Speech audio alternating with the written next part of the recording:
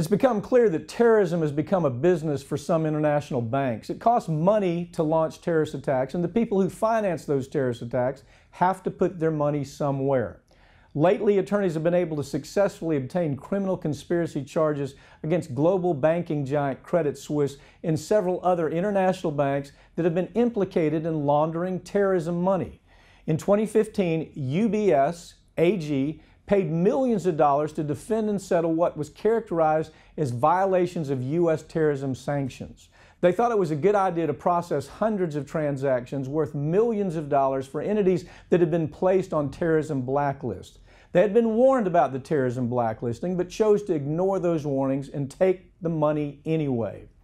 In 2016, HSB was sued for laundering money for cartel terrorists who murdered Americans. The case was initiated in Texas federal court and maintained that the London-based HSBC Bank had provided a continuous and systematic support of laundering cartel terrorist money. In 2012, Obama's then Attorney General Eric Holder fined HSBC almost $2 billion for engaging in cartel terrorist money laundering.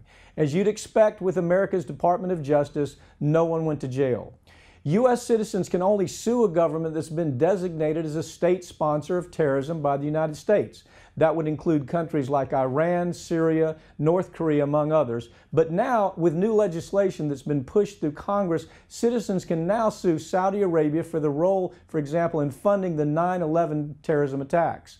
More importantly, they can sue the banks that washed any money that may have been used for that mass murder.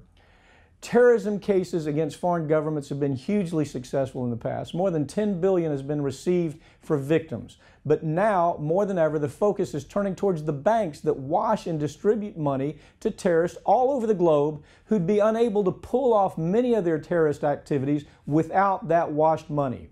More information is becoming available that shows the steps of money laundering through international banks. The key is to show where the money originated, which international banks participated in washing and legitimizing that money, what part of a terrorist entity received that money, and what individuals were killed and crippled in the use of that money. A national confederation of some of the best trial lawyers in the country are now working together to sue countries and sue banks and individuals who've been part of an international terrorism money washing scheme that now has been underway for almost a decade.